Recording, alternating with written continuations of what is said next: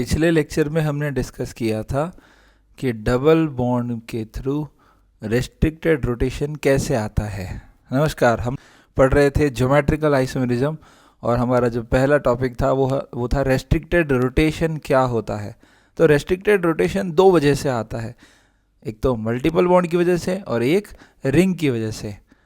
हम ये already discuss कर चुके हैं और इसके एग्जाम्पल भी कर चुके हैं कि कैसे डबल बॉन्ड के थ्रू रेस्ट्रिक्टेड रोटेशन जनरेट होता है और कौन से double bond geometrical isomerism show कर सकते हैं और कौन से नहीं कर सकते।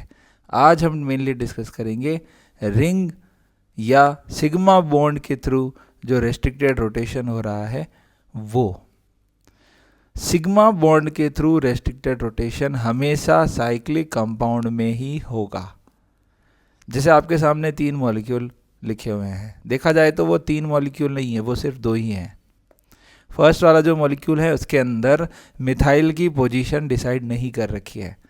अगर मैं उसे 3D में दिखाने की कोशिश करूं तो आप इमेजिन कीजिए कि ये एक जो रिंग मैंने बनाई है, ये रिंग या ये साइक्लिक रिंग या ये साइक्लिक मॉलिक्यूल या आप ट्रायंगल बोल दीजिए, ये जो ट्रायंगल है वो आपकी टेबल पे रखा हुआ है, ठीक है, और आप उसके ऊपर स्टैंडिंग पोजीशन में इस तरीके से पेन रख देते हैं। तो अभी ये तीनों के तीनों पेन सेम साइड में है, जिनका ओरिएंटेशन हम बोलेंगे टेबल से above the plane, above the table, ठीक है। इसी तरह से बिलो द टेबल भी हो सकता है, ठीक है।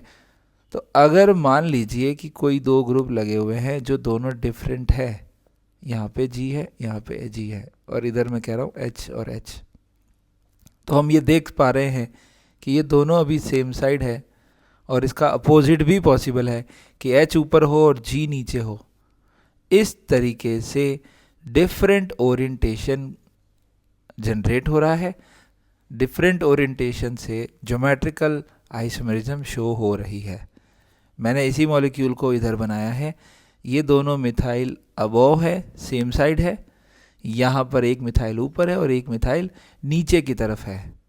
तो इस मॉलिक्यूल के 2 ओरिएंटेशन पॉसिबल है, एक ओरिएंटेशन को हम कहेंगे सिस और एक को हम कहेंगे ट्रांस। तो ये 2 डिफरेंट मॉलिक्यूल बन गए जिनकी प्रॉपर्टी अलग अलग होगी। आप देख पा रहे हैं दोनों मिथाइल सेम साइड है इसलिए हम कह रहे हैं सिस, या चाहो तो दोनों हाइड्रोजन सेम साइड है इसलिए हम कह रहे हैं सिस, दोनों हाइड्रोजन अपोजिट है तो हम कह रहे हैं ट्रांस। तो ये रिंग जो है वो ज्योमेट्रिकल आइसोमर्स बना रही है, ये रिंग ज्योमेट्रिकल आइसोमरिज्म शो कर सकती है। और देखिए कुछ एग्जाम्पल कि कौन शो कर सकता है और कौन नहीं कर सकता। तो फर्स्ट वाला मॉलिक्यूल है उसमें सिर्फ एक ही मिथाइल है, तो इसके सामने हमेशा हाइड्रोजन ही होने हैं अबोव, और नीचे की तरफ चले जाओ, मतलब मिथाइल को नीचे लिख दो, नीचे बना दो, तब भी नीचे तीनों हाइड्रोजन ही होने हैं। सेम चीज जो डबल बॉन्ड में कही थी कि डबल बॉन्ड के A और B ये दोनों ग्रुप अलग अलग होने चाहिए, ये दोनों ग्रुप भी अलग अलग होने चाहिए, ऐसे ही बोला था। ये दोनों और ये दोनों सेम हो सकते हैं, गायब हो गया, पिछले वीडियो में देख लिया था आपने। तो यहाँ पर जो दोनों ग्रुप है दोनों हाइड्रोजन ही है, इस कार्बन के दोनों ग्रुप हाइड्रोजन है जो दोनों सेम है, इस वजह से ये मॉलिक्यूल ज्योमेट्रिकल आइसोमेरिज्म शो नहीं कर सकता। यहाँ आप देख पा रहे हैं दोनों मिथाइल सेम साइड हैं, हम कहेंगे ये सिस है, और यहाँ मिथाइल नीचे होता, ये ऊपर वाला नीचे होता, तो दूसरा ओरिएंटेशन पॉसिबल था, तो ये ज्योमेट्रिकल आइसोमेरिज्म शो कर सकता है, इसका दूसरा मॉलिक्यूल पॉसिबल है। हाँ, अभी तो ये सिस है, अभी तो दोनों मिथाइल सेम साइड है तो हम कहेंगे सिस है, इसका ट्रांस भी पॉसिबल है। सिमिलरली यहाँ पे 2 ग्रुप लगे हुए हैं, ये दोनों मैंने बिना स्टीरियो के लगाए हैं, हो सकता है आपके सामने मिथाइल और Cl ऊपर नीचे हो, एक ऊपर एक नीचे, या दोनों सेम साइड, तो हम कहेंगे ये भी ज्योमेट्रिकल आइसोमेरिज्म शो कर सकता है। समझ पा रहे हैं ना, दोनों मिथाइल और क्लोरीन दोनों ऊपर, ठीक है, एक बार दोनों ऊपर, दोनों हाइड्रोजन नीचे रहेंगे तो हम कहेंगे सिस। हाइड्रोजन को देख के दोनों सेम ग्रुप सेम साइड, सिस। दूसरी बार में मिथाइल ऊपर है, Cl नीचे है, यहाँ हाइड्रोजन यहाँ हाइड्रोजन, हम कहेंगे ये दोनों क्या है, एक दूसरे के ट्रांस है। तो इसकी पॉसिबिलिटीज बन रही है। सिमिलरली इस मॉलिक्यूल में भी ये दोनों Cl सेम साइड होंगे तो हम सिस कहेंगे, ऐसे वाले को सिस कहेंगे, ऐसे वाले को ट्रांस कहेंगे। इसमें सिर्फ एक ही Cl लगा हुआ है, तो एक Cl अगर ऊपर हुआ तो यहाँ सब जगह हाइड्रोजन हाइड्रोजन हाइड्रोजन दिखेंगे। अगर Cl नीचे हुआ तो नीचे भी हाइड्रोजन हाइड्रोजन हाइड्रोजन दिखेंगे। इस कार्बन के दोनों ग्रुप सेम है, तो ये मॉलिक्यूल ज्योमेट्रिकल आइसोमेरिज्म शो नहीं कर सकता। सिमिलरली 7 मेंबर्ड रिंग में ये दोनों मिथाइल का ओरिएंटेशन अप एंड डाउन हो सकता है, तो हम कहेंगे कि ये ज्योमेट्रिकल आइसोमेरिज्म शो कर सकता है। ये तो थी रिंग वाली सिग्मा बॉन्ड की बात। अगर मान लो रिंग में पाई बॉन्ड हुआ तो कुछ एग्जांपल मैं आपको दिखा रहा हूँ, बहुत इंपॉर्टेंट बात है, ध्यान से सुनिएगा कि अगर रिंग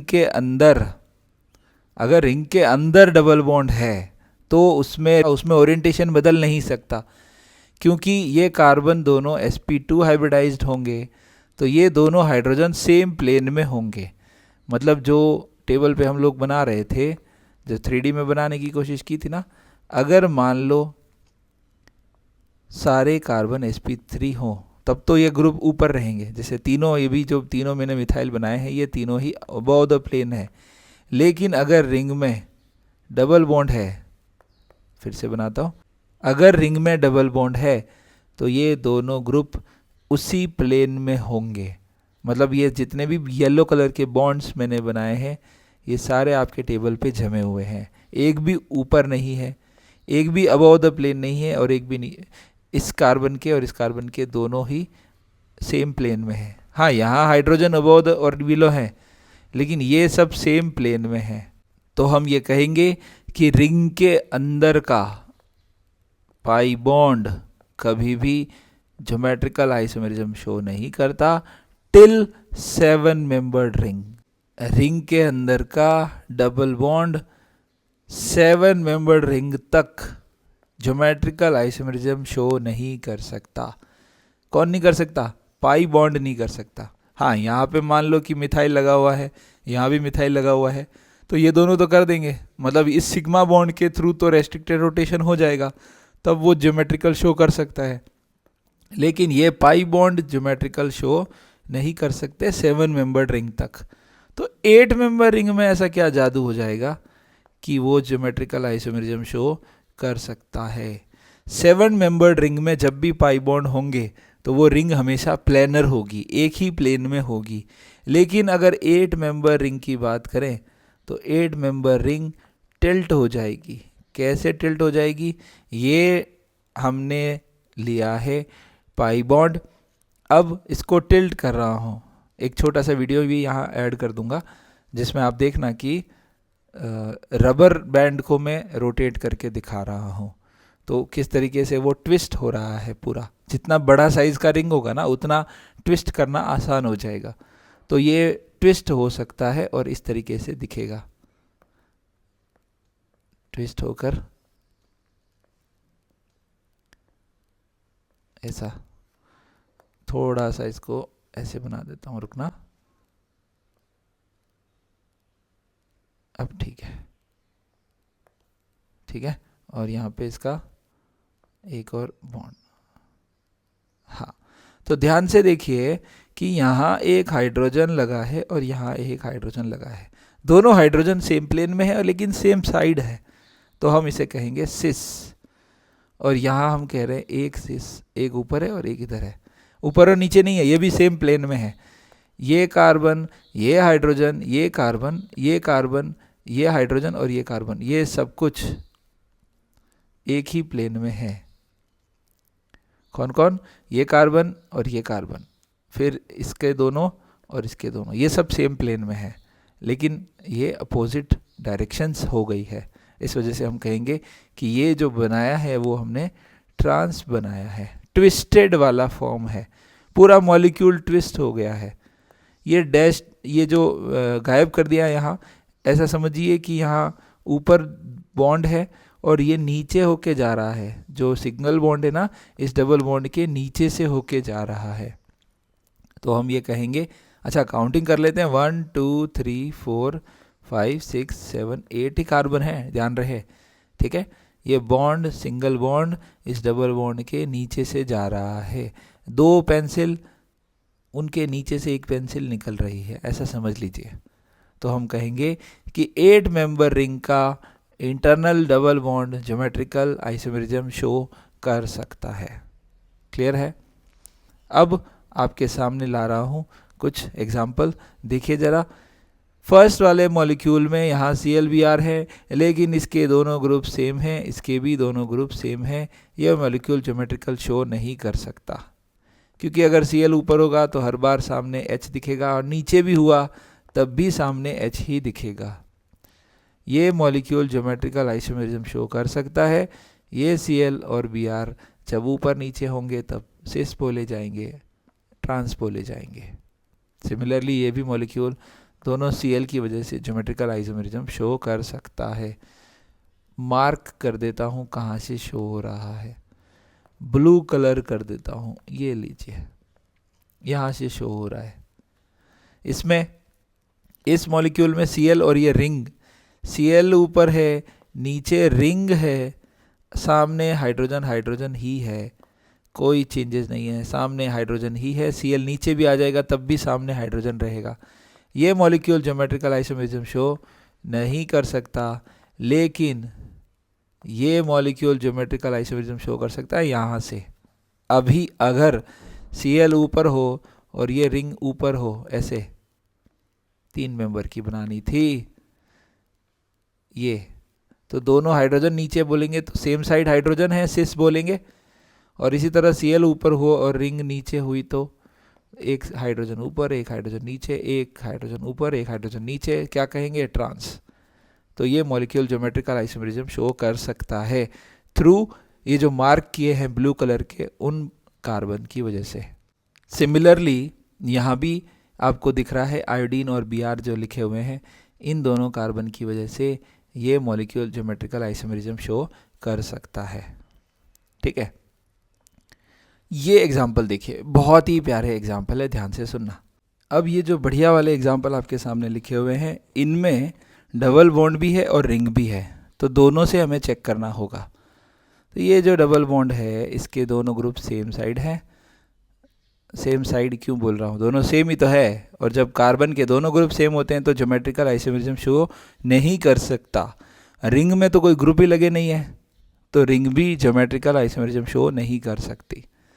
अब यहाँ मिथाइल और यहाँ हाइड्रोजन, इस कार्बन के दोनों ग्रुप अलग अलग हैं, लेकिन अगर इस कार्बन के देखा जाए तो यहाँ भी CH2 और यहाँ भी CH2, तो ये रिंग भी शो नहीं कर सकती और ये डबल बॉन्ड भी शो नहीं कर सकता। सिमिलरली यहाँ दोनों सेम आ गए हैं, तो डबल बॉन्ड और रिंग दोनों ही ज्योमेट्रिकल आइसोमेरिज्म शो नहीं कर सकती। और देखिए इस मॉलिक्यूल को ध्यान से देखिए, इसके दोनों ग्रुप अलग हैं, दोनों ग्रुप अलग हैं।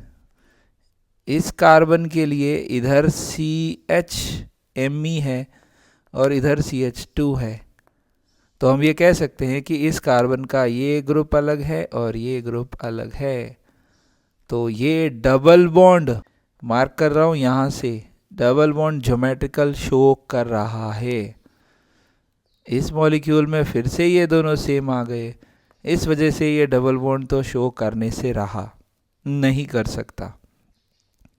इस वाले मॉलिक्यूल को ध्यान से देखिए, इस मॉलिक्यूल में ये डबल बॉन्ड ज्योमेट्रिकल शो नहीं कर सकता, ये double bond geometrical isomerism show नहीं कर सकता, लेकिन ये मॉलिक्यूल ज्योमेट्रिकल आइसोमेरिज्म शो कर सकता है थ्रू दीज टू मिथाइल्स।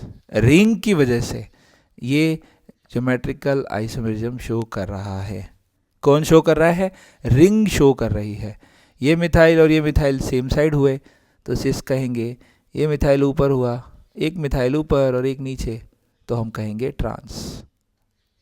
एक वेज पे हुआ, दोनों वेज पे हुए तो सिस कहेंगे, एक वेज पे हुआ और एक डैश पे हुआ तो ट्रांस कहेंगे।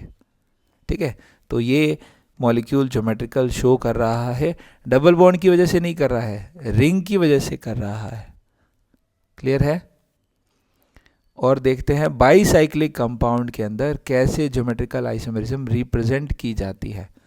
तो मैं आपको बता दूं, ये जो बाईसाइक्लो कंपाउंड है उसमें जहां ये दोनों मर्ज हो रहे हैं उन हाइड्रोजन को अगर सेम साइड लिखते हैं तो सिस कहेंगे, और अगर अपोजिट साइड लिखते हैं तो ट्रांस कहेंगे। दोनों वेज पे, एक वेज पे एक डैश पे। तो ये ज्योमेट्रिकल आइसोमेरिज्म शो कर सकता है यहाँ से, ये भी कर सकता है यहाँ से। बहुत ही प्यारे एग्जाम्पल। इस वीडियो का लास्ट एक क्वेश्चन आपको मैं दे रहा हूँ, ध्यान से देखिए। अगर मान लीजिए आपके सामने ये डबल बॉन्ड है और ये रिंग है, यहाँ मिथाइल लगा हुआ है, यहाँ भी मिथाइल लगा हुआ है, इधर लगा है मिथाइल और इधर लगा है इथाइल। तो आपको बताना है कि ये मॉलिक्यूल ज्योमेट्रिकल आइसोमेरिज्म शो कर सकता है या नहीं। कमेंट सेक्शन में इसका आंसर कीजिए, नेक्स्ट वीडियो में इसका जवाब दे दूंगा, या फिर टेलीग्राम पे आप जुड़िए, वहाँ हम इसको डिस्कस कर सकते हैं। आज के लिए इतना ही, धन्यवाद।